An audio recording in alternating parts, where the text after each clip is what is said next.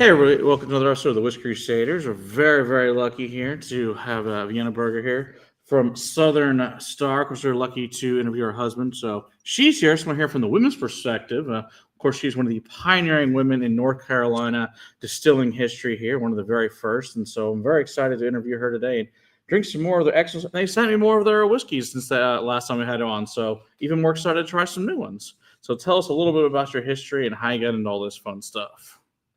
Sure. Happy to be here. So very grateful for the opportunity. Thank you.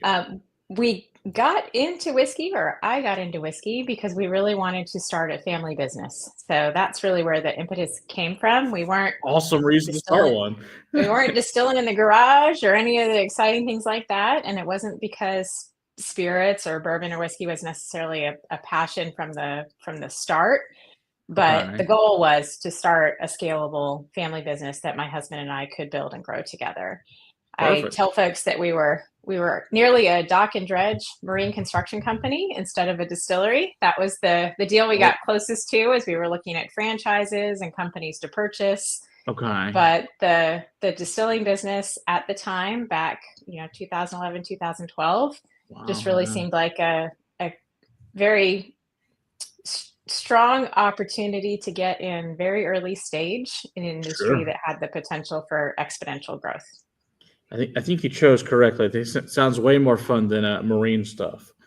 But It has been a lot of fun. But for Pete, big machines, outdoors, true. the engineer in him, that was a good fit. But he's thermodynamics at heart, so distilling is pretty much the best fit. There we go. Heat it all up, cool it all down, heat it all up, cool it all down. Yeah, that's true. That is more or less all you do for distilling. That is a valid point. Yep. That is very true. All righty here. So which one of these fun whiskeys should we start with? Because, we wouldn't want to not be drinking here. That is half the fun of this whole game. And what is your favorite, and what do you, I know, obviously contributed to all of these, but which one did you start with and why? I guess I would go ahead and start with I'll probably run this in a different order than Pete would, but Okay. I would probably start with our high rye bourbon. All right. That's the one that has the more, that's it. There you go. Now, you guys are not available still in Texas yet. Is that correct? We are not available in Texas. Okay. I'm Sorry, sorry. Scott. But you do have an online store, though, that they can purchase there. Is that correct? Something along those lines? Yes, folks can purchase online. We've got a where to buy button right on our website, so Perfect. people can purchase online. But the thing about Texas, you don't want to do Texas without going all in. You don't want to do a easy start and stumble and fail in Texas. Right. There's a little bit of Texas in our brand story. So we knew when we wanted to go to Texas, we wanted to go in for success and big, just like Texas is. Absolutely. And that time has not yet come for Southern Star.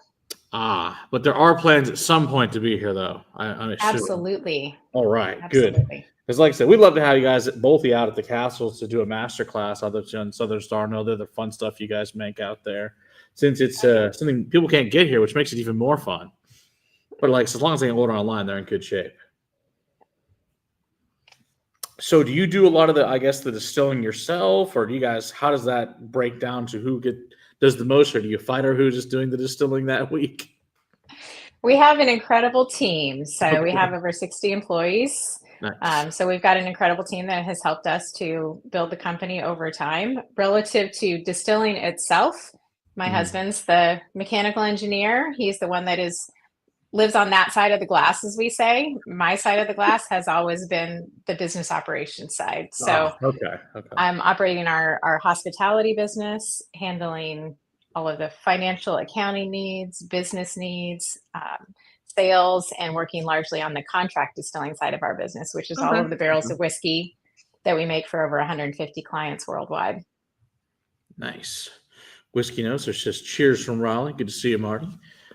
I'm sure he's probably been out to see you guys, I would assume. Hopefully, if he hasn't, he needs to go see you guys. So. Yeah, we're right down the road if he hasn't. So the high rye bourbon that you're having now is a 36% on the rye. So we followed that same well-loved MGP mash bill of 60 on the corn, 36 rye, and 4% on the malted barley. We will get to our Paragon wheated bourbon, I believe, this evening together. However, High Rye was the first one that we put into barrels, and the first one that we put into bottles. Initially, all of our whiskeys were MGP sourced. We knew when we opened, we didn't want to put things on the shelf in 5 years. We were a bourbon distillery. We wanted people to come in the door. We wanted them to experience bourbon. So like many other brands, we did sourcing initially. And that 36% was well loved by all of our folks. Today, everything that we put in the bottle came from our plant, came from our distillery. Awesome. And the High Rye bourbon really was a delightful surprise for me.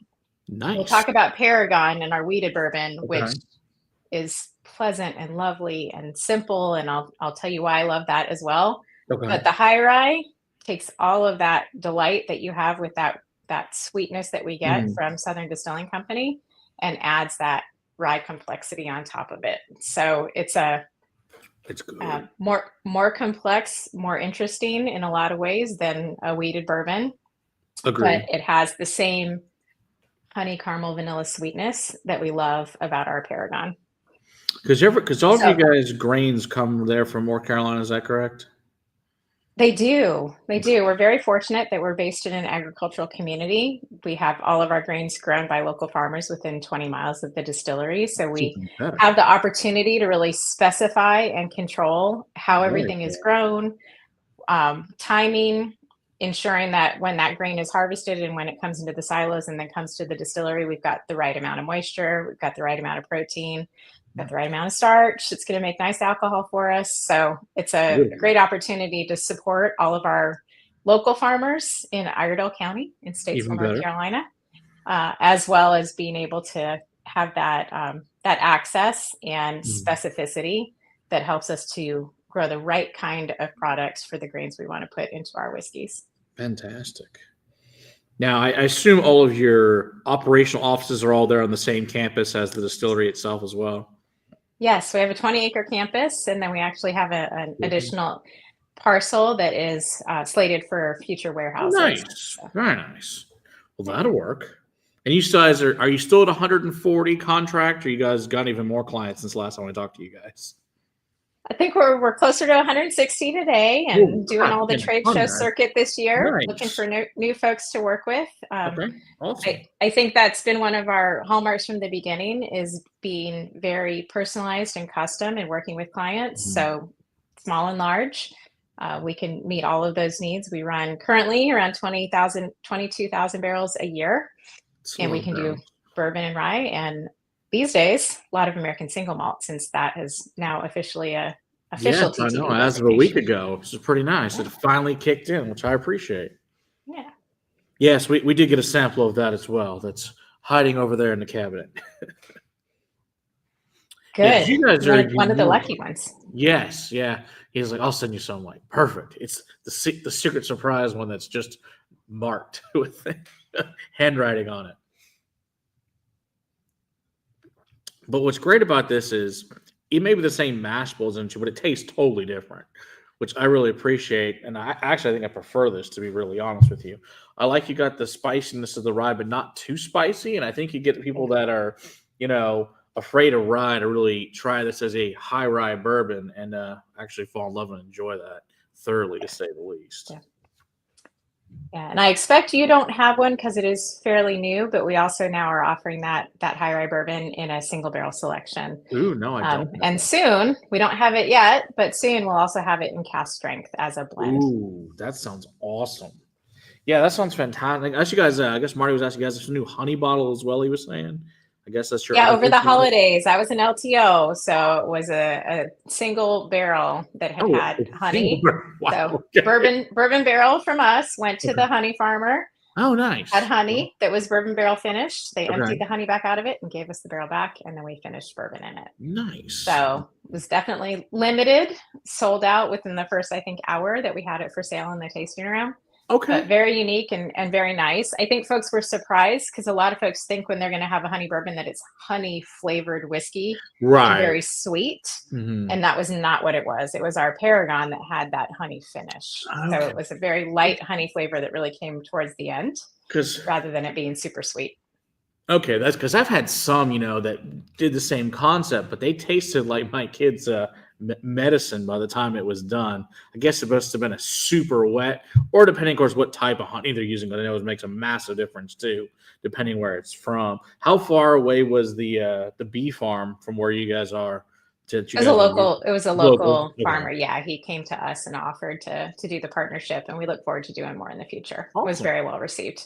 So did you guys get to keep some of the honey as well out of the deal?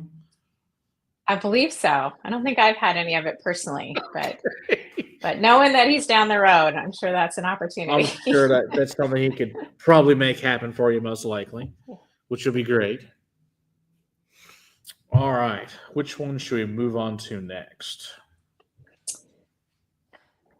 So I know you have double rye. You've got Paragon. Do you have a fourth one? I have the Hunting Creek rye. Hunting Creek rye. Okay. I guess let's go ahead and jump to Paragon since we're talking about bourbon, and then we'll switch back to rye after that. Yeah, I was like, I know before we started, of course, we had the double shots at the house, which I love that thing. It's in the fridge, but didn't get a chance to run home.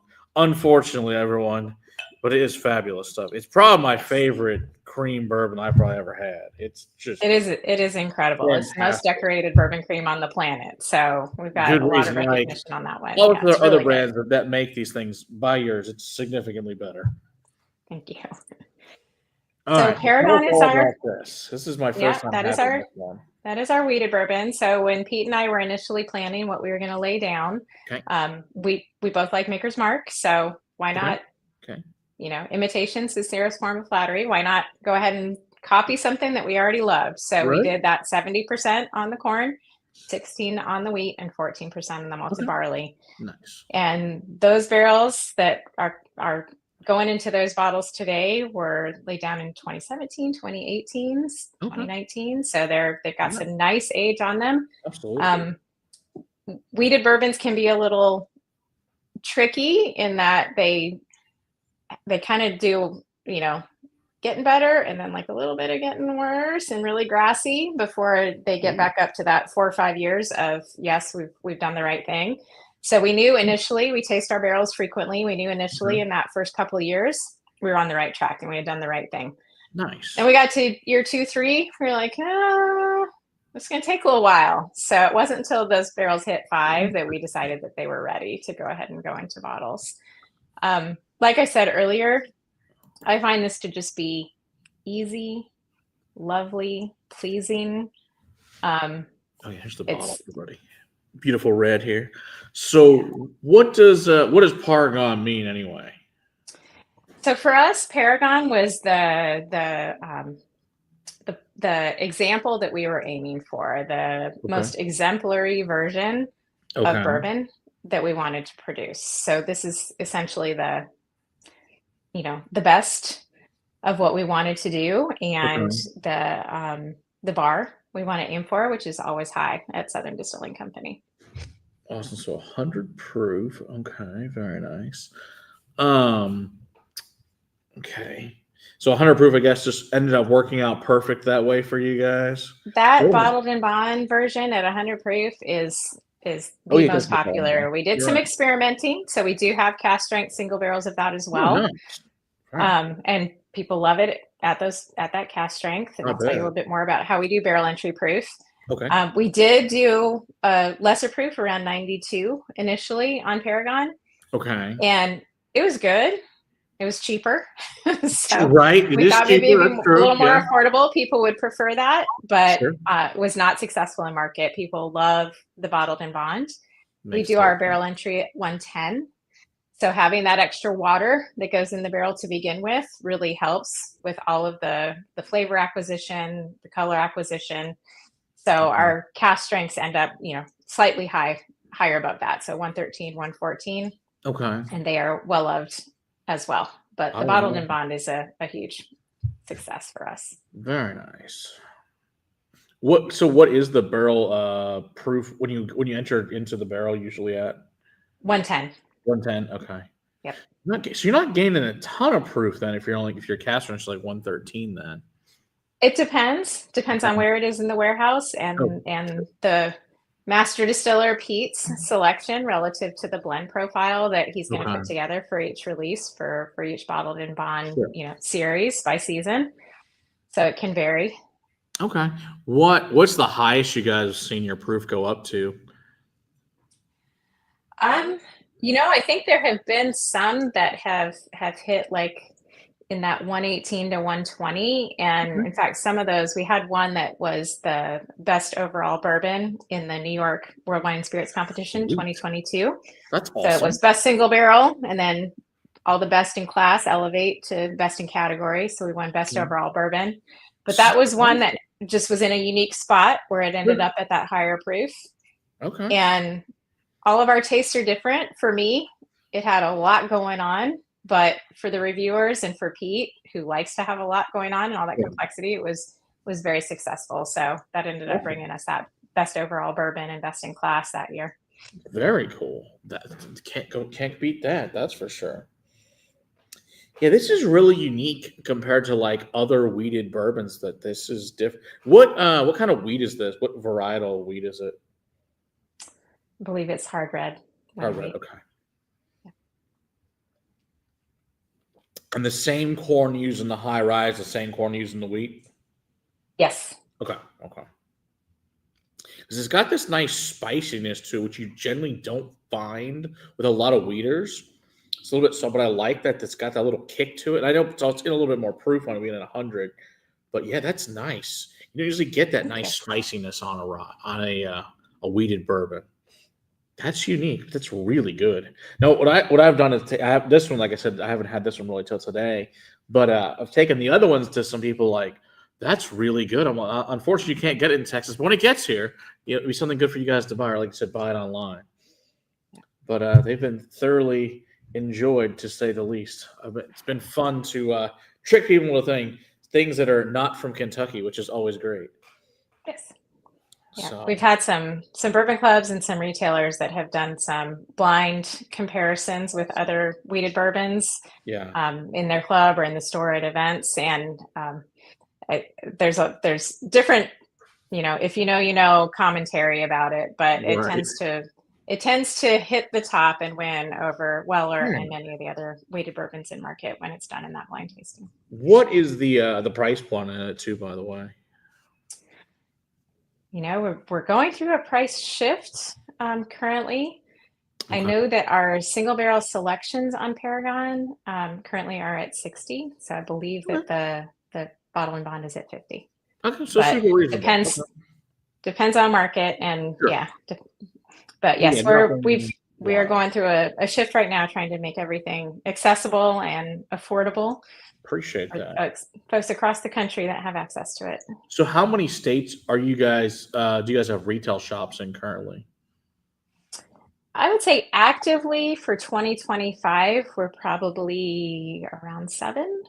Okay. We have been in a broader marketplace than that, but as you would expect, sales and marketing is very expensive.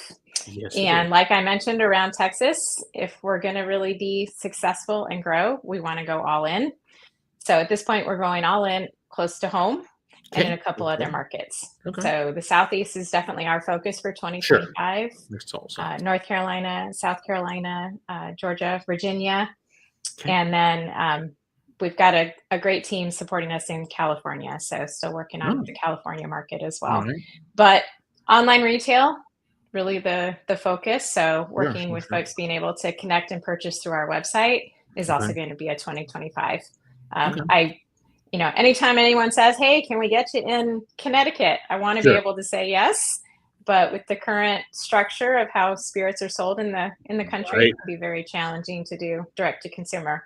Yeah. So we're trying to thread the needle and do it best we can and get everybody best access. Yeah, absolutely. Yeah. And hopefully your state, like I said, if you can't get it in your state, hopefully you can order online and get it to you.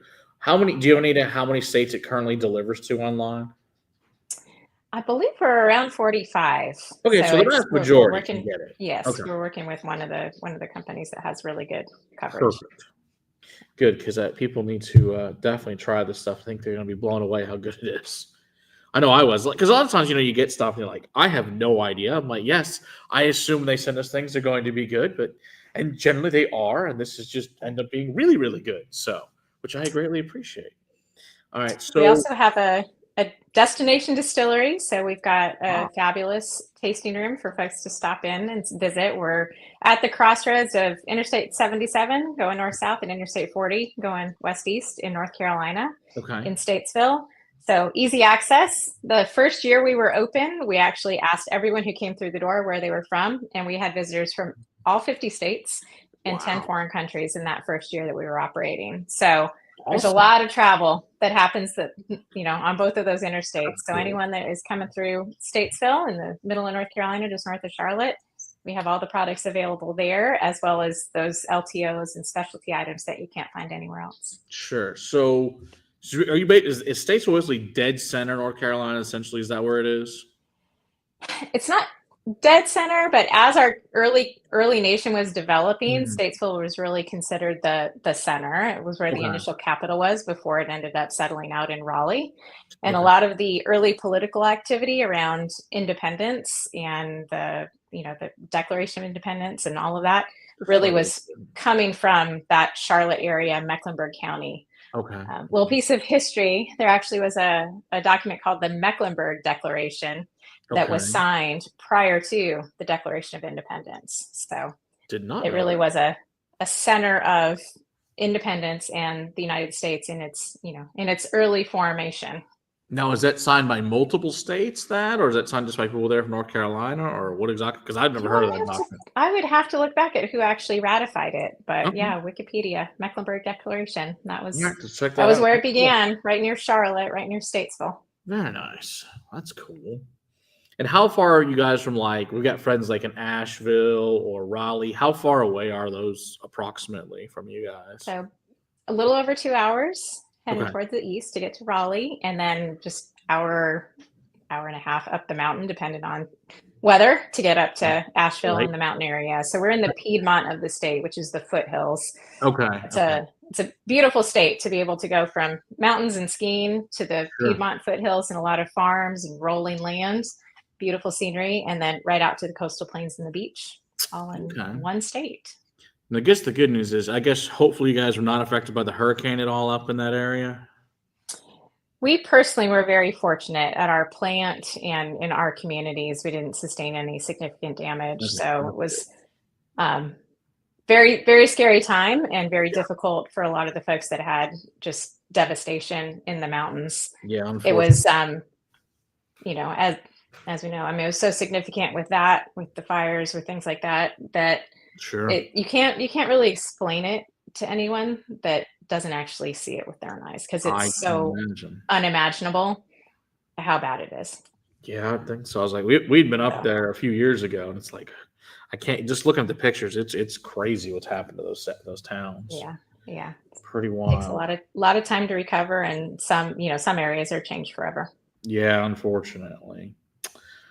All right, so what should we do? The double rye or the Hunting Creek? What should we do next? I'll definitely take you to double rye next, because this is really a bourbon drinker's rye whiskey. So double rye is a combination of two different rye whiskey mash bills. We have a really high rye, so 95.5 rye whiskey, and then a barely legal rye that is 51% rye, 39 on the corn, and 10 on the malted barley.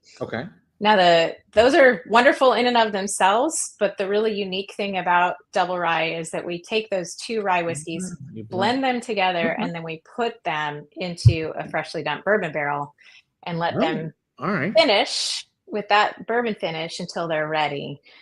So it is very popular product, well loved by bartenders and mixologists. It makes terrific classic cocktails. I've not played with cocktails. That's a good idea, though. What cocktails do you like to make with it? I personally like a sour, but folks are going to be making the old fashioned with that, Sazerac. So any of the classic cocktails, double rye works wonderfully for those. It has all of the wonderful things you love about rye, with the punch and the spice and the pepper, but you have that bourbon finish, the bourbon completion of it, that makes it really accessible, gives it a touch of sweetness. We put it in the bottle at 88 proof, so it's a really nice proof for folks to drink, even if you just want to put it over rocks. and wonderful price point. So we've had that at around $35 since we started it in the market. It's accessible, easy drinker, delightful. So what do you think? I think it's great. I think it's the one I've drank the most of just because compared to the other one. Yeah. I really like it. I had to hide it from myself. I'm like, I need to save this. I can't get this again. This is really good. So why 88? 88's a unique choice for proof. Yeah. So Pete and I really we do this with a lot of different things as we're making decisions and experimenting, but we took that product when we were ready, when it was initially finished, the first batch we were doing. We took it and we proofed it all the way from 80 all the way up to 100 in 2-point increments. So 80, 82, 84, all the way up to 100.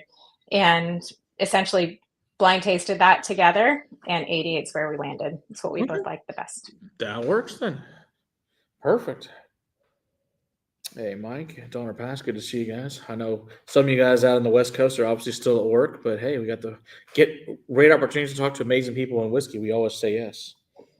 So, and this definitely makes my day. It's been a rough week, so this is definitely better. Hey, Matthew Parks, good to see you there as well.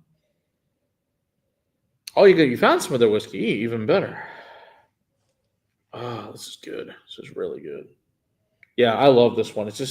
It's simple but great at the same time, and it's got enough of that spices that comes through. Probably make an awesome Manhattan. Not to try that. Yes. Oh, that's definitely a bartender's favorite. Yeah, I would imagine so. It was like that price point too. I mean, you can make anything you want with that. I'm sure it makes a great Sazerac as well. Yeah, that's just fun. I could do all sorts of cool stuff with that one.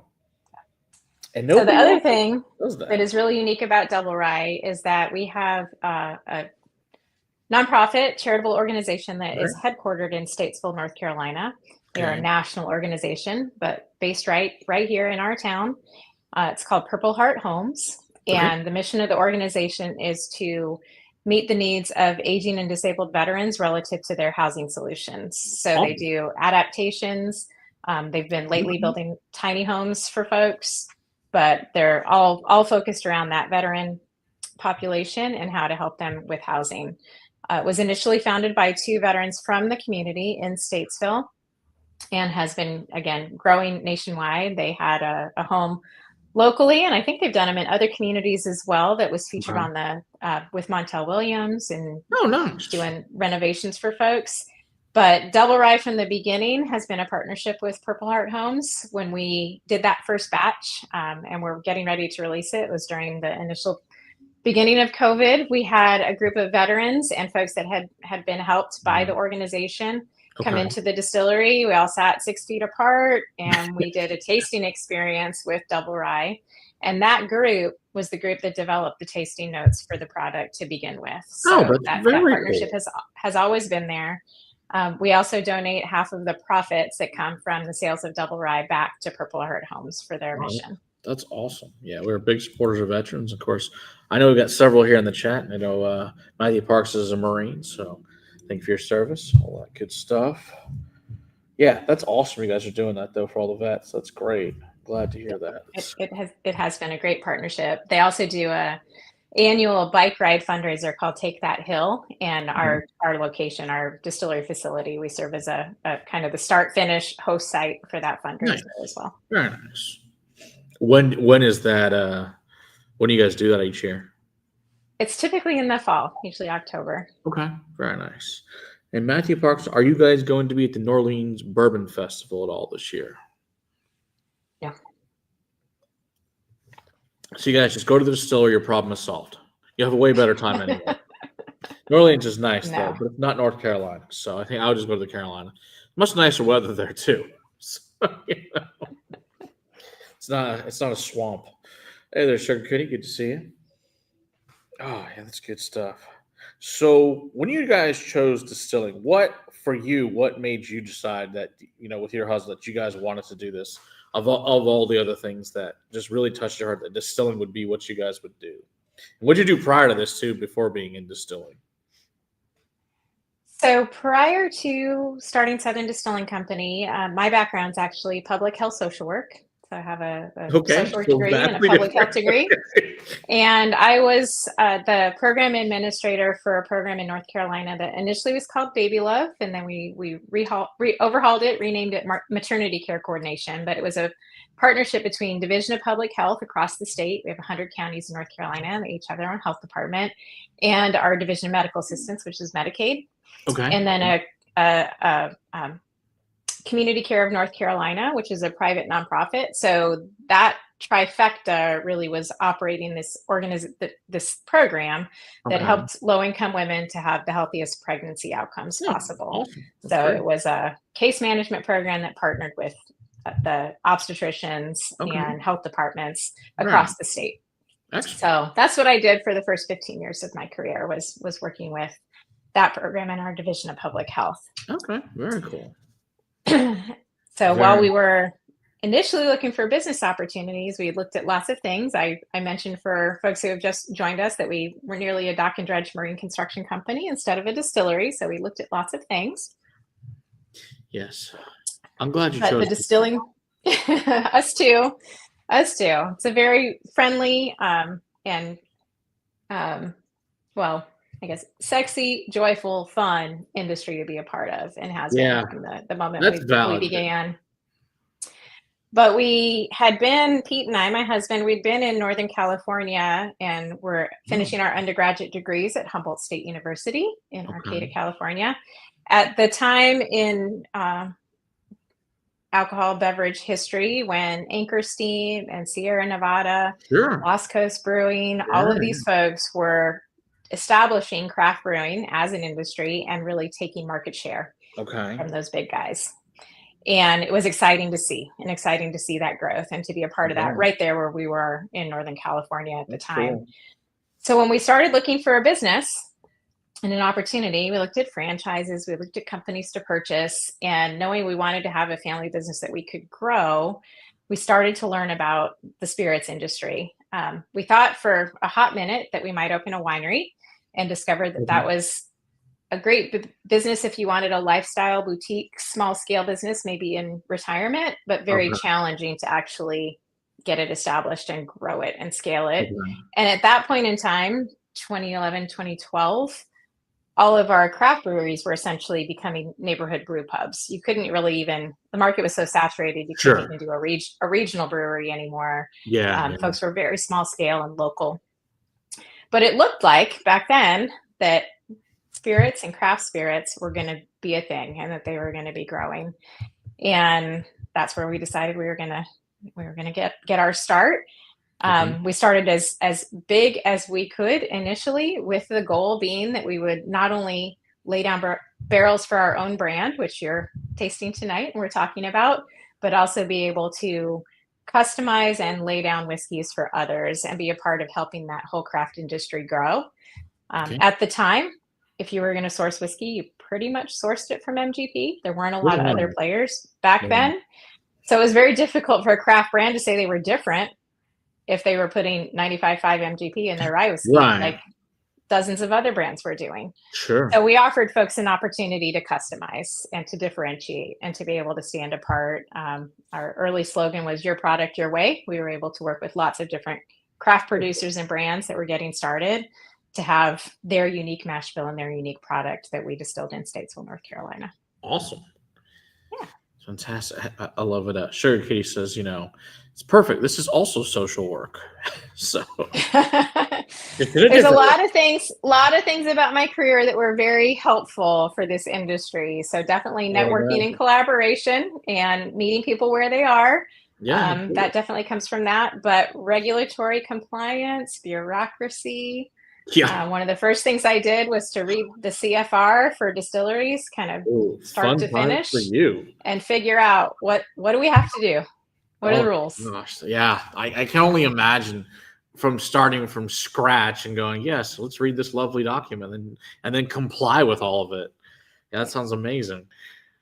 Oh, it's good fun times. It says, whiskey friends are some of the best friends you meet. That is true, Matthew Parks. There's no doubt. That is the one, definitely the best thing of this industry is generally most of us want to help each other, which is really great. And most people are happy to be here. They're not angry people. Whereas my other job is an accountant. Those it's a different type of people. They're not happy, generally speaking. So I had a colleague that I met as I was, doing a certificate program after my graduate degrees in social work. And I remember just being so tickled by her story. She was a social worker, but her side job was to serve ice cream. Okay. And it was this opportunity to really just enjoy making people happy. And same thing when you walk into a Starbucks or a coffee place, the folks that are working there, all they're doing is making everybody happy that's getting those drinks. And it was really fun to come into an industry that's what you do every day. You produce products that really help people to find the joy in life. That's true. I guess that's the one plus is anybody that's generally walking in your distillery, especially into your tasting room, is happy to be there, generally speaking. Yeah. That's definitely. Now, do you guys serve to celebrate food as well there, or just the beverages? We definitely have snacks for purchase at the distillery. I'm hoping this year we'll start to have our own on-site food truck that we can have available all the time. Awesome. We've been talking about it for years, wanting to serve Southern barbecue, so pulled pork barbecue, but in tacos, because I'm a Southern California native. So I like that influence of Hispanic flavors and all of the Mexican food that I grew up with. So barbecue tacos is the goal for the food truck in the future. Those are delicious. What kind of do you like the exotic kind of taco, Mexican tacos with like intestines and tongue and all that fun stuff, or not quite at that level?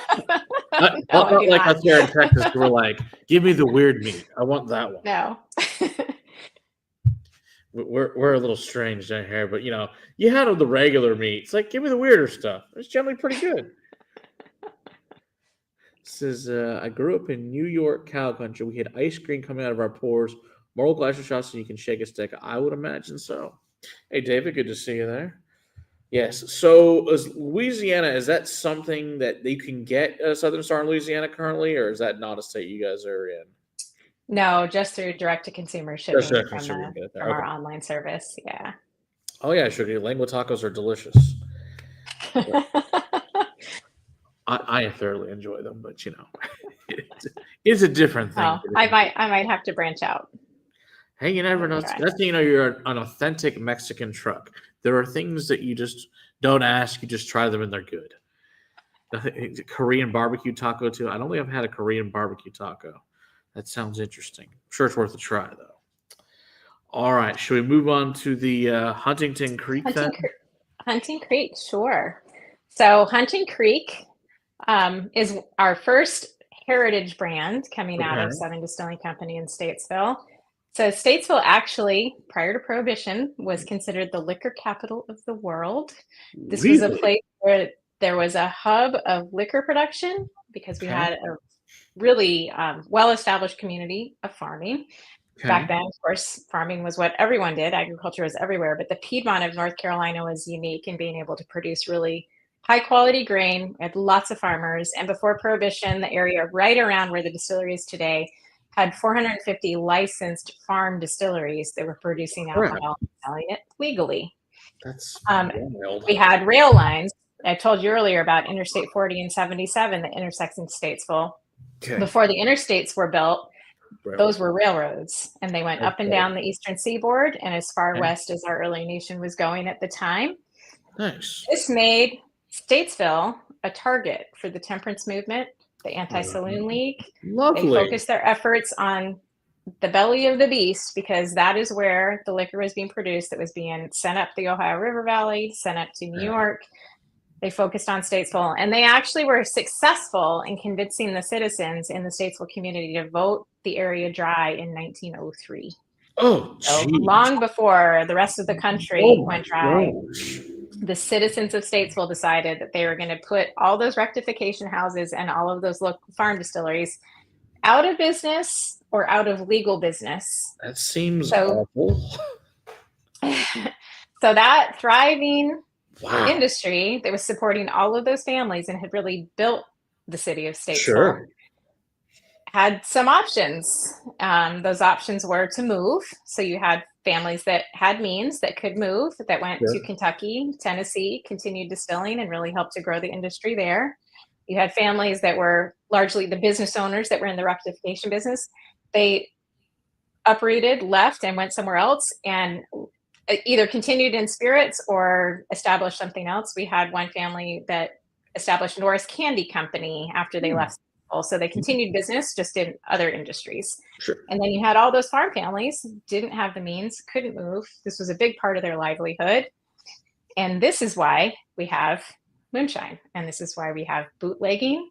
And this is why we have NASCAR coming out of North Carolina.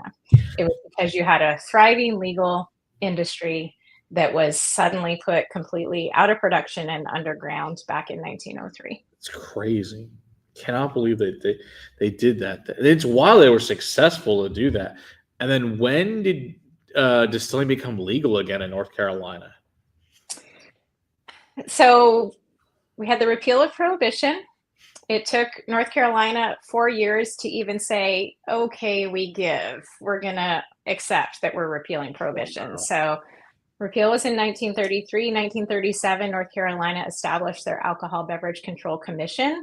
Okay. We have 100 states in North Carolina, and there is a really strong value placed on local control and local autonomy. So I'm sorry, 100 states, 100 counties. Every county and every municipality can make their own decision. Did they want to have a bottle shop? Did they want to allow liquor by the drink? Okay. And even when we opened the distillery, we had dry counties that did not have any alcohol sales whatsoever. Wow. And in the county where we operate, we actually have the county itself being dry, but 3 cities, the main big cities, Statesville, where we are, Troutman, and Mooresville, that have an ABC board that sells liquor in bottles and has stores, and then restaurants that purchase from them to do liquor by the drink. But liquor by the drink wasn't legal in North Carolina until the 70s. Oh my gosh. You could buy your bottle at the ABC store if you had one in your county. Okay. And then you could take it in a brown bag to the restaurant with you, and the restaurant could give you a mixer, and then you'd have to take your alcohol back home. They couldn't actually sell mixed drinks until we had mixed beverage licenses in North Carolina. And even then, the city had to vote if they wanted to have them or not. Holy so crap. We actually have some really beautiful copper top tables in our distillery tasting room from a restaurant called Glutton's. That was the first restaurant bar in Statesville that served liquor by the drink in the early 80s. That's so wild. Not long ago. Yeah. Well, it's crazy because where I live, we didn't even have beer and wine until 2004. And we still don't have liquor. But thankfully, the city now does have liquor, but the city that I live in doesn't still. It's like, could you please vote for liquor? That'd be great. Yeah. It's very interesting the way that our country has handled all of that. Yeah. It's like, there's a lot of money been made on this. Just saying. But, why would they want to listen about that? So why is it called Hunting Creek? Is it just a brand? Back to Hunting Creek. Back to Hunting Creek. So Hunting Creek was a brand that had been established, grown, and was very popular by one of the rectification houses, J.C. Summers. So there you are, Hunting Creek straight rye whiskey, bottled in bond.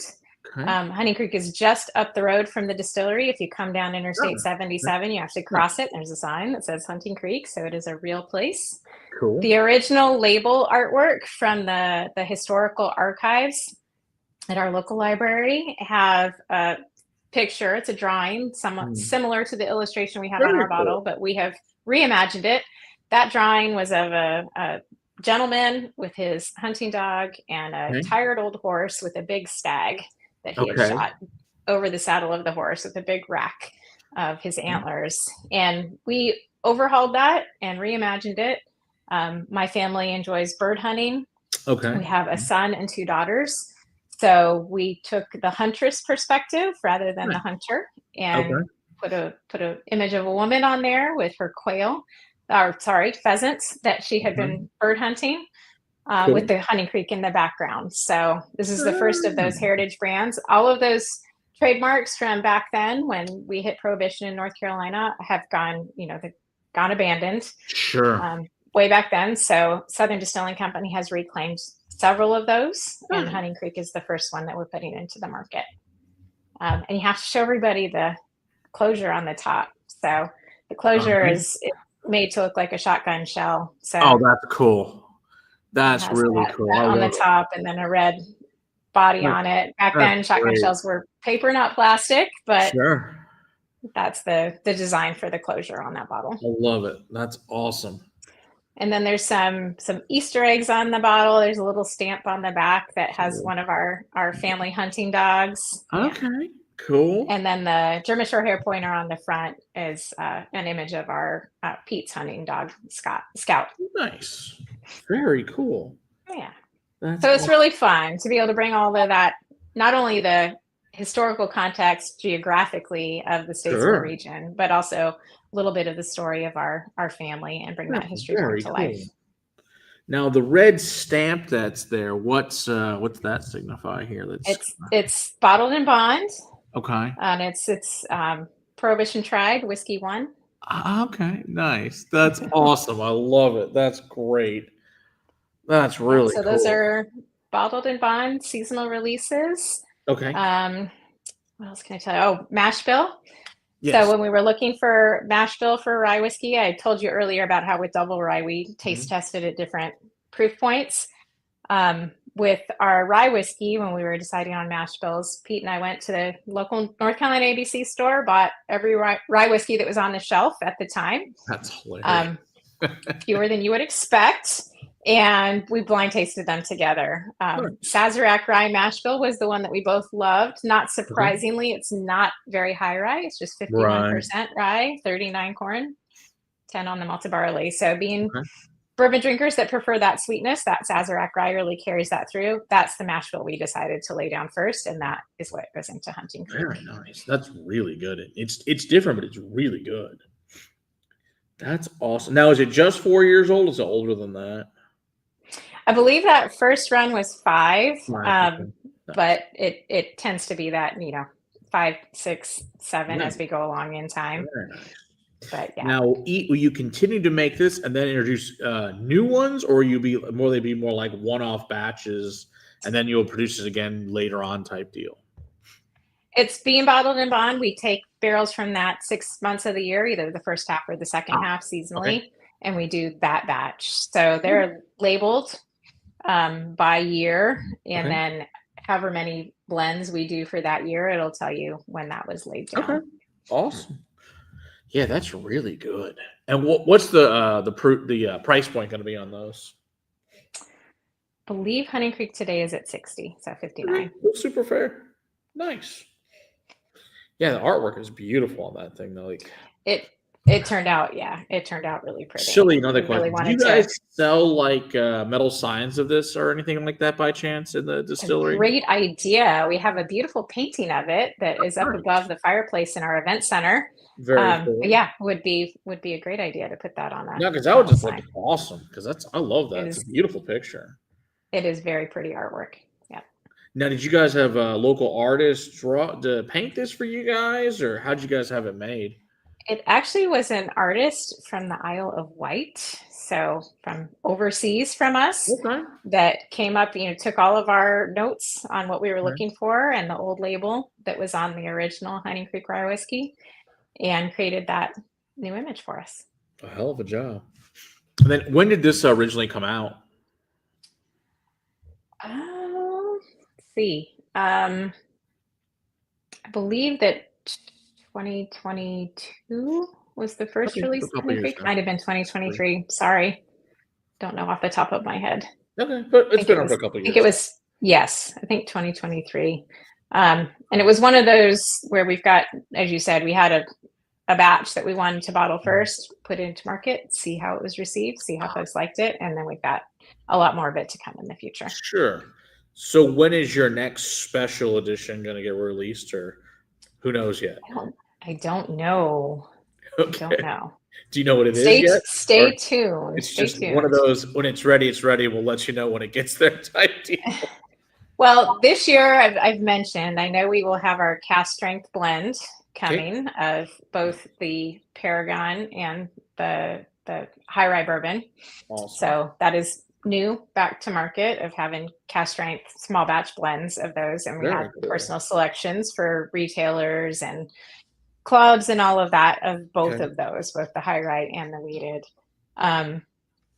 Aside from that, I know we've got some LTO offerings that are planned for 2025. So Okay. we've done a Zinfandel finish Ooh, on that's Paragon fun. that will be coming to market, I believe, around Father's Day. So Okay. in the Awesome. summer this year. So we're excited to take that to market. And I know our collaboration team is talking about the different things that they'd like to do. We've always wanted to do more finishing. I know we've just purchased some Armagnac barrels that have a nice history to them that we'll be bringing into the distillery this year for a finishing program. So we'll keep our eyes and ears open for what folks are looking for and what they like that we think will be a good fit for the whiskeys that we produce. Yeah, you don't see. I mean, I love Armagnac. You don't see a whole lot of things finished. That should be really good. Yeah, looking forward to it. We did a special release. We have a partnership with the Carolina Panthers and the NFL. Oh, okay. We did a cognac finish around the holidays for our special Panthers label that what people really liked. So we will be doing more. They did.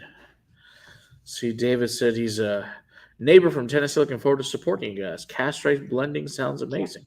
Yeah. Are those out yet? Or are those about to be out, the cask strength versions, if they go to the distillery? The Paragon is out and ready. I believe that this quarter is when they're slated to be bringing the bourbon cask strength to market. Okay. So soon, everyone can come visit you guys and pick those up and enjoy, I'm sure, a great time they're tasting through everything you guys have. Yeah, that's fabulous stuff, though. So what else should people know about Southern Star or any of the other cool products you guys make out there?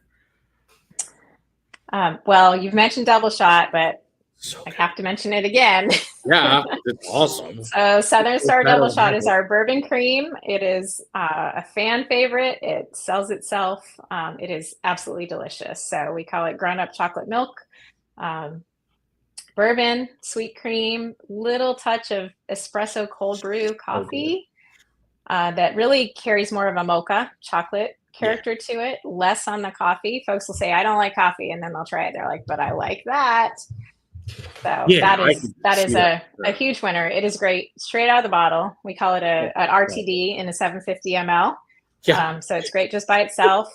It's fine if you want to chill it a little bit, but you don't have to. It's great over ice. And then we've got a whole variety of wonderful shooters and cocktails and all of that you can make with it. Nice. Actually, I was just telling someone the other day, if you put a little touch of amaretto with it, it tastes like a chocolate covered cherry. Ooh, I guess I know what I'll do when I get home. That sounds awesome. Yeah. There's all kinds of fun things you can do with Double Shot. It's a little less sweet than other bourbon creams. Yeah, agree. I really like it. Sugar down, so it wasn't really syrupy. It's a little less sweet. It's at 30 proof. Like forgetting my number. Yep, 15%, 30 proof. Okay. So not super heavy, similar to having a glass of wine. So we find that people will be shaking the bottle saying there's got to be more in there because it's a very easy drinker, but not super strong.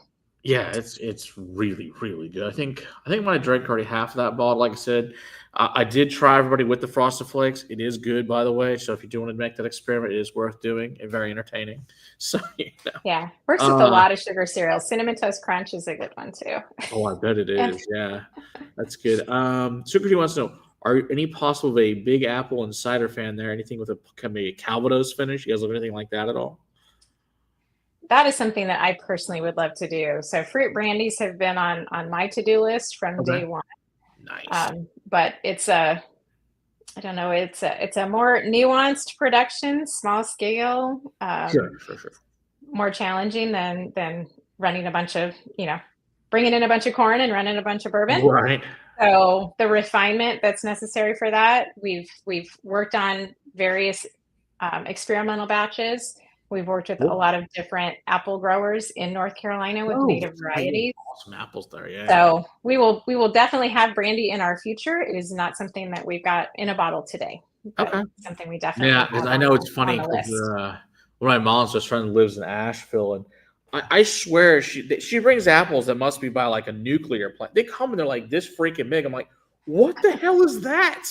Yeah, so I can only imagine the apples out there are unbelievably amazing. Yeah, I can imagine you guys can pull some great stuff. Yeah. There's a wide variety of, native and North Carolina grown apples that you can't get anywhere else that are Yeah, really because I'm like, interesting and never very even good. heard of the things she's brought us before. I'm Yeah. like, really good. See, Matthew Park says, my mother lives in Jefferson, North Carolina. I'm going to now demand she pick me up bottles of Southern Star. Well, there you go. I would Right down the suggest road. that. Yep. We Make sell right her in take there care to of their that this ABC evening. store.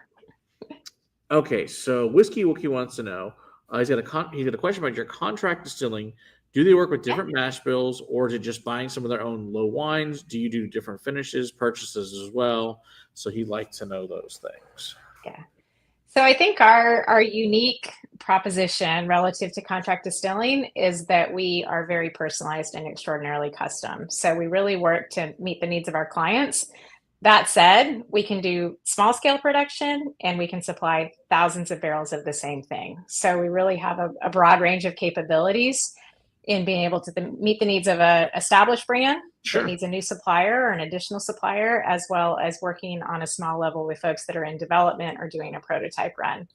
Okay. We've done that from the beginning. So custom mash bills, your product your way, barrel entry the way you want it, cooperage that you would like to use for your barrels. All of those specifications are essentially at the desire of the clients that we work with. Sure. We've supported to date over 150 brands across the globe. Nice. And that has ranged from new fill laydown, aged barrel, batching and blending, as well as product development and doing flavored whiskeys, liqueurs. We've done cream liqueurs for other brands besides our own Southern Star. Very cool. So we've got a wide range of capabilities and a great bottling plant at our campus. Very cool. Now, can someone come in and buy just a single barrel as like a whiskey club or something like that? Are people allowed to do things like that there and design their own type deal? Okay, awesome. Yeah. So that's something else for you guys around the country to consider doing. Something like that might be fun to take a trip out there and do something like that. That sounds awesome. Yeah. Our hospitality team is incredible, and we definitely invite folks to come in and work with us on a single barrel selection. Okay, awesome. Okay. Dustin wants to know, if we touched on the whiskey's decline, what are you guys doing to prepare for how are you guys preparing for the possible decline that some whiskey is in at the moment? What's the plans for all that? So there's a lot of different opinions on what is happening. I think that from our perspective, we saw what was happening during the pandemic. We saw that a lot of folks were stocking up. We saw that a lot of folks were staying at home and probably drinking more than they would had they not been staying at home quite as much. And a lot of retailers that panicked, and a lot of brands, frankly, that panicked and wanted to make sure they had what they needed. So folks essentially hoarded, stocked up, overpaid, and it takes a while for that to correct. So we were in it. We saw it happening. We knew it wasn't sustainable. But we also know there's not necessarily a crash per se. Folks are leveling back out. Unfortunately, we had the unsustainable growth. We're having a pretty significant current decline while everybody is just taking a pause, holding their breath, waiting to see what happens and working through destocking. But we fully expect that things are going to be essentially leveling back out to where they were before. Okay. And continuing on. The category, craft, premium whiskeys is still growing. The folks that are really having the pain points are the really large-scale producers. That does seem to be the case. I definitely agree with you on that. Yeah, so Whiskey Wookie, the reason he asked is says he works at a brewery and they're looking at they're laying down their own, but they want something to source prior to having their own product. So that might be somebody definitely get in contact with you for sure. Yeah, definitely. And for folks that are ready to do it and have the capital or need help with the capital solution for that, this is a great time. It's great. The prices are good. It is a great time to buy. It is a great time to do no fill lay down. So if you're ready to do it or already doing it and wanting to continue to make sure you've got supply laid down, it's a pretty good opportunity. There's a lot of barrels to purchase and new fill capacity that is available. Okay. Well, Mitch, give her a call and check that out. It might be something work out for you guys brewing then. Sounds awesome. Yeah. Definitely. A 1911 Honey Crisp is the name. Okay. That sounds good out there in New York. All right. Sounds like fun there. It's good stuff. Okay. So they can do that. So that's cool. So is there any weird grain varietals you guys have found that you guys were weird corns or wheats or barleys, I think you guys have found that have been unique to you guys that have made some really cool whiskeys? I guess two different comments on that on Okay. either side of the coin. One is that the rye whiskeys, so our Hunting Creek rye, was a local Abruzzi variety. Oh, okay. And Awesome. out in the world of purchasing rye grain for distillation, not very common. Was common where we are, so it's definitely grown locally. It's largely grown as a cover crop and for Okay. seed. So for us to approach our corn farmer and say, hey, can we harvest your cover crop of rye and distill it instead of you selling it to the seed buyers? Okay. That was a bit of a shift for him, I but bet. we did it and it turned out fantastic. So Yeah. having those opportunities to work with local growers in North Carolina who might be looking for a new market, might be looking for a market that's more attractive, closer to home, Sure. than just going into a straight commodities market. It can be a lot of fun to be participating with a local distillery that can use that and have something that's more unique. For whiskey in general, bourbons in general, it is really hard to beat regular old yellow dent field corn. Sure. It's got all of the properties you want to make the best bourbon. So that said, that is what we use almost all the time. However, there are a lot of folks that want to use their own grain, and we do that as well. So we have the flexibility. We have done heirloom white corn for clients. Okay. We've had folks out of Texas, clients out of Texas that wanted to have Texas grain be part of their mash bill. So we've brought in Texas wheat and run that through our system as well. So having those unique grains is a part of what we've done in response to any of our client brands that we're working with. So you can bring your own and just essentially, if you want some specific specialty piece, and then use the rest of what you guys had to make it work. Yes. Very cool. Yep, for sure. We have non-disclosure agreements with a lot of our clients, but one that I can talk about for sure is Ponfay Distillery up in Pennsylvania. Okay. And as he was in his early stages, Maximilian Merrill, of getting that distillery started, he knew he didn't want to open and not have any whiskey that he could put into a bottle. So we worked with him, accepted all the Pennsylvania rye that his grower was producing up there into our plant, distilled it. So it's all made from Pennsylvania grain, aged it in our wonderful climate in North Carolina, and then delivered the barrels back up to him as he was ready to open his doors and put his whiskey in a bottle. That's cool. Yeah, because for your Hunting Creek, I think you're only the second distillery I've ever heard use that type of rye. The other one being a prominent one there in Charleston, which I'm sure you know which one that is, that also uses it. So that's the other really unique thing about farming in our community and in our area, and we're really the only distillery that offers this today, is that we use regenerative agriculture practices. Can you talk about that? When we started, yeah, sure. When we started, it wasn't really a buzzword, wasn't really anything anybody talked about.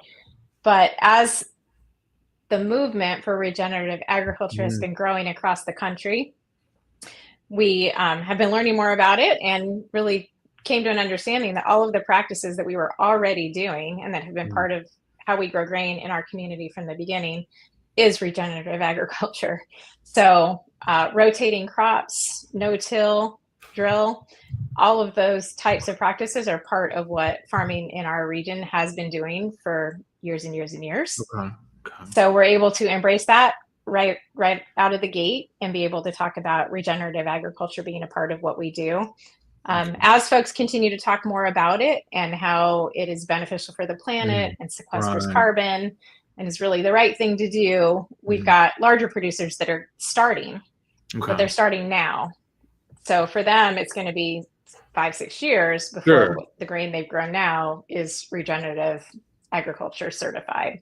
And that has been what we've been doing from the beginning. Yeah, as I know, we had Ian and Paul on the show a few months ago, and they were telling us all about you guys prior and about that. I was like, oh, that sounds really cool. Yeah. And of course, I know you guys are making their stuff now as well. We're making their regenerative grain bourbon for sure. Yeah. And they're really fun to work with.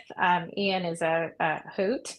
And yeah, he's definitely our kind of nerdy whiskey guy. I wish I had the opportunity. I didn't know about it when it was happening, but I wish I'd planned it and put the video camera in there the day that he came and spent with Pete and did blending, because it was so much fun. And I imagine all the discovery between the two of them about spirits and agriculture and their various passions was on display. So we're looking forward to working with Brothers Bond more in the future. Yeah, absolutely. No, they're great guys. Yeah, yeah.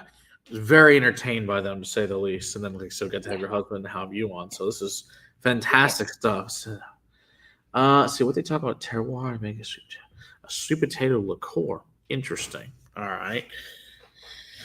Very cool. Now, in your other ryes, is it the same, or is that just like an Elbon rye or a different rye variety you're using for those, for the rest of your ryes? I know we have used additional varieties. I will not know off the top of my head which other ones. I know that Abruzzi rye that went into Honey Creek was specifically selected and planned for us from. But the other stuff's not using that one in the other Southern Star products. Some of them are, but not all. There are other varieties that are used as well. Cool. Yeah. Interesting. So when you're combining, like you're on your double rye, is that two different types of rye as well in your 95.5, and then you mix with your 51 as well when you're doing that, or is it the same type of rye just at different percentages? I think you're going to have different rye varietals. It'll be that Abruzzi in the 51% rye that is part of that blend. Again, I'm not running production, so I don't know from season to season and quarter to quarter which ones are coming in and which ones are now of age to go into bottles. It's just delicious. That's the part that matters. I mean, I said I really like it a lot, so I just hope more people get to try it. And then, like I said, if they can order online and try it, or if they like, the best thing is just come out and visit you guys. I think that's probably the safest bet. And they can drive out to you and have a good time. And we love folks coming to visit. We're open 7 days a week. Do tours, so it's really fun to walk everybody through the plant, show you how we make what we make, meet the team, and enjoy some cocktails right there on site in our tasting room. Yeah, we got to get out there at some point in time for sure. Yeah, this stuff is fabulous. So, how long do you think till you come to Texas? I know it's probably a few years off, you think, or closer than that? Because we're going to definitely want this and drink a ton of you guys' whiskey. So that's the question we have to answer. Yeah, we'll see. We'll see how 2025 unfolds, right? See what happens for the industry. See what happens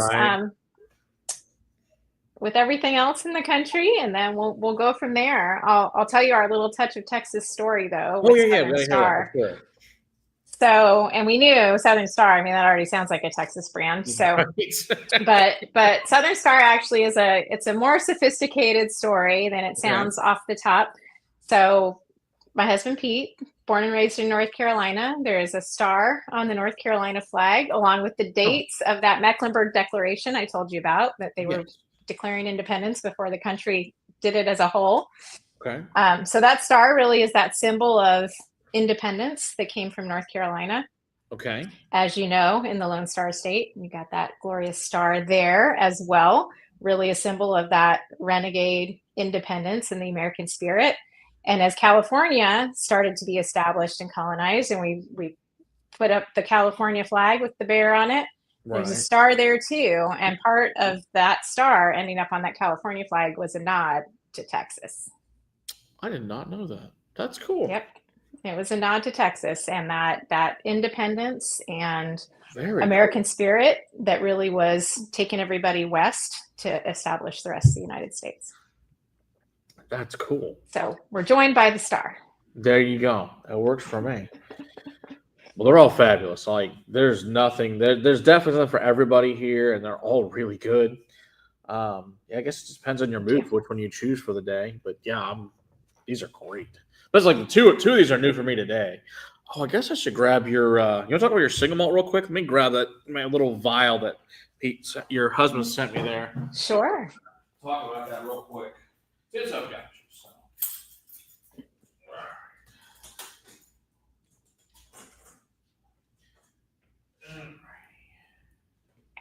So now you guys are making a unique single malt, which you don't see with generally. So what makes you guys different, and what kind of barley you guys using? And you guys are making this on a column still, right?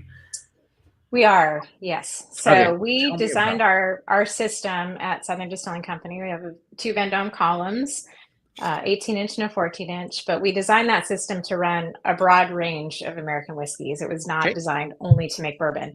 So American single malt is something that we have run on that system from the beginning.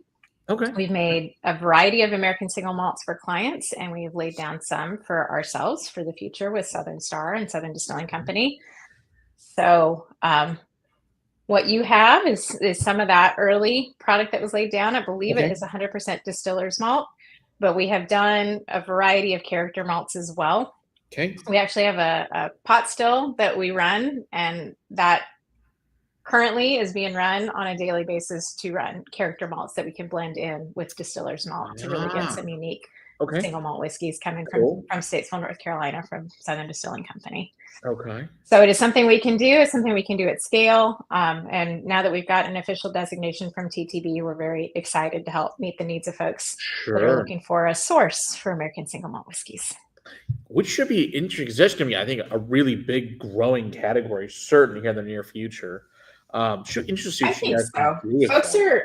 Folks are so interested in knowing the story and experimenting and trying something new and discovering new things. And the doors are wide open right now for American single malt, and there is a lot of white space available for new brands that would like to come into that category. Yeah, nice proof, 116.4, 6 years old. Very nice. Yeah, and it's interesting what I find for this is unlike any other single malt I've had in America too. It's uniquely different than pot still, obviously.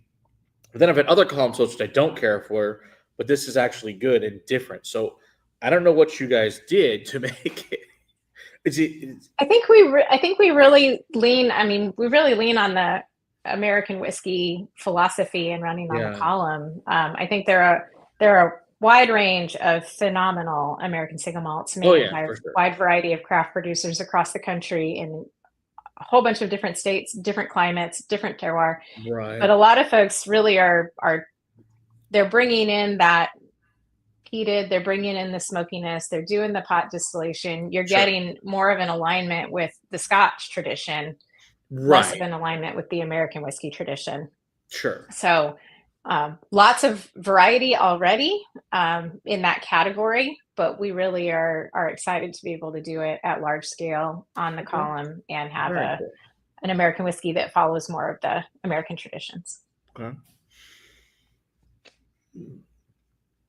As I assume, Amanda Beckworth up there at Virginia, I assume.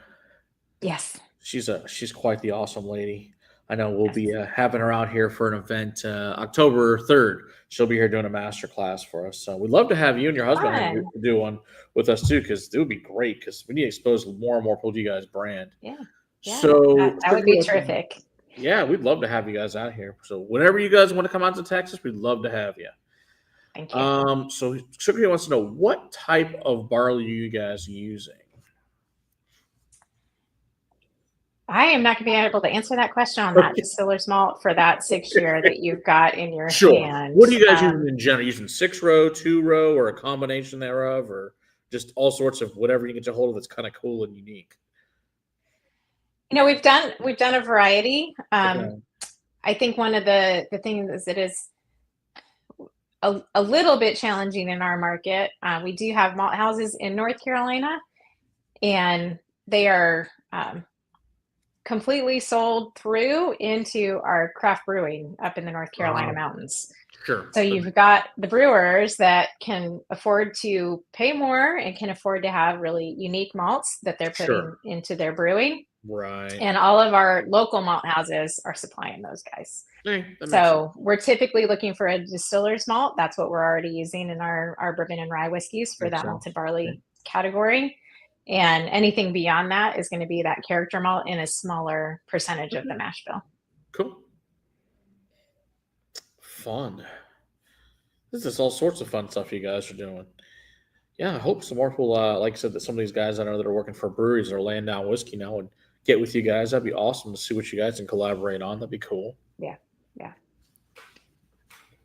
Anything else we should know, or any other reasons you got into this fun industry, or what are you looking forward to doing over the next few years with you guys' distillery? I think we just, despite the current headwinds that everybody is currently facing in the industry, we've got a lot of opportunity and a lot of room for growth. So North Carolina has been a great place to establish our business and to build our plant. We've gone from around 10 distilleries licensed in North Carolina when we got started to over 100 today. We've got a really strong guild in the state with our distillers, and have been a lot of hard work and a lot of years, but able to change the laws in North Carolina to really make it friendly for distilling businesses to grow. We're able to sell unlimited amounts of bottles out the front door. When we opened the door, we couldn't sell a single bottle. So we've really gotten a lot of things changed to be able to give folks access to distilling in North Carolina from a wide variety of producers across the state, and look forward to really continuing to grow that and grow that opportunity for folks to learn what North Carolina can produce in the spirits category. So did you help work on some of, I guess one of the early ones, on a lot of the legislation as well? I figured you must have been involved. Yes, coming from my background, I'd already done lobbying in the nonprofit sector and for women's programs, government programs. So yeah, that was already part of what I was familiar with. And it was clear when we were looking at the industry early on that we needed some change to be successful, both nationally and then state by state.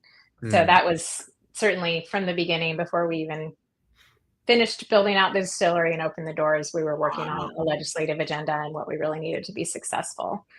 So we've gotten a lot of really great successes. We can sell on Sundays, we can serve cocktails, and when we initially began, none of that was available to us. We still can't sell on Sundays here. It's ridiculous. And you guys have it, and you're a control state, which is wild. Oh, that's too funny. Yeah. Well, I'm glad you guys. Yeah, it's like I said, it's been a lot of work, but it has all been about building the ally relationships across the board. Sure. And we are an agricultural state. That's really the basis of the political power, and the economic strength in North Carolina really comes from those agricultural foundations.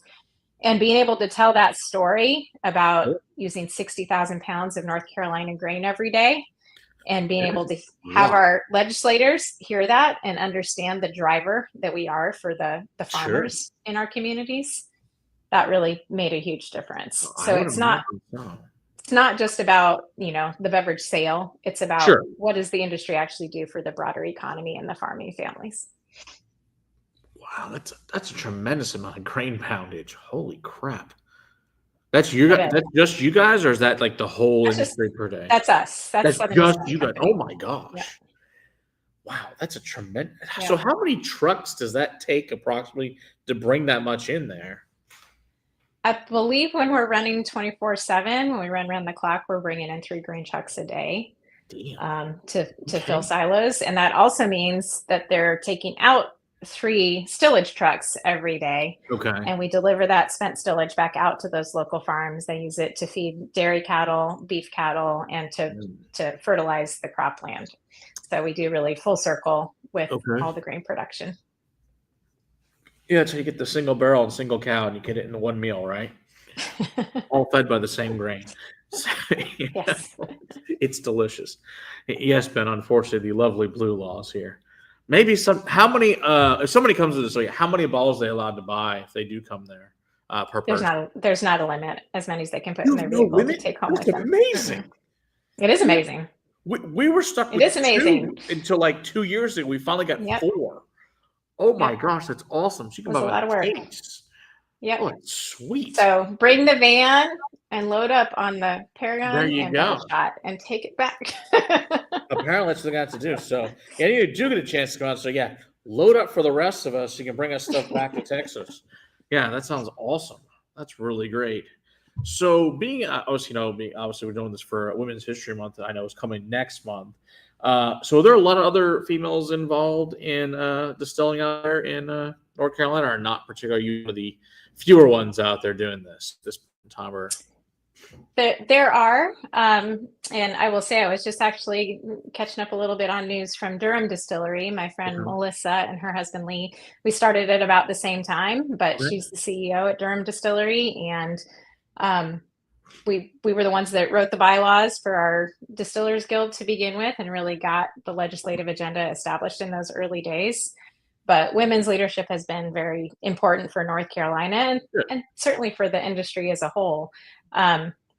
I know that, when we initially started, it was all the craft distiller conferences was the guys in flannels and beards, and was nice to see another lady as we were getting started. But funny. I would say today it is a robust community. There are women everywhere in the industry across the country, more and more in leadership roles, which is wonderful to see. Yeah, absolutely. And having a support network and mentorship for each other as well. Fantastic. Good to hear. As I know, our friend Emma Kahn, I know, works for you guys out there that was also a fellow sommelier and all that good stuff. And it's funny, I got to her the other day. She's like, "Oh, I get to work with Pauline on their stuff." I'm like, "Must be nice. That's pretty cool." Working on all. We're excited to have her on the team. Oh yeah, absolutely. Yeah, she's 60. So, what's your, I guess, male to female ratio out there working at your distillery in totality? Put me on the spot with that question. I did not do a head count before we started. But we've got, we have had and continue to have great women's leadership in the organization. So our contract distilling project manager, Samantha Harpst, has been with the organization since she graduated from Clemson with her degree in chemistry, and has been growing through different roles as she's really stepping up in the company and is now the face out there at all the trade shows this year for contract distilling sales. Rochelle McDonough has recently joined the team as our chief marketing officer. So she's most recently has been with Watershed and Marisha, but has had an entire career working for Diageo and the big folks as well. Sure. So she brings a broad knowledge base on marketing, and is helping us to implement EOS. So for those of you that are familiar with EOS, we're working on implementing that at our company as well. And there's more. We've got a financial team with a lot of wonderful ladies. Tama Roach has been our director of strategy and is currently really providing customer support for all of our contract clients as well. And now I'm afraid I'm going to forget somebody. Our tasting room team is phenomenal. Laurel Shea leads our tasting room team. Cool. And managing all of the folks down there with her always something new happening in the tasting room. So we've got a good thing. That keeps it lively, right? Yes, it is lively. Events, all kinds of stuff. So she keeps everything going down there too. So cool. Yeah, fantastic team. Sounds like it. That's awesome. Now, do you guys do private events and stuff? I assume at your tasting room as well, things that people can rent out or whatever type deals.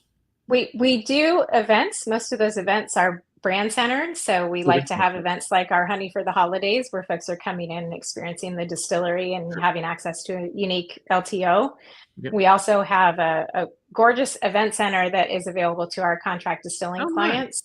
Nice. So folks that need to have a place for a brand home that don't have a plant of their own can use that facility and hold, GSMs, distributor meetings, things like that. We have that facility available for them.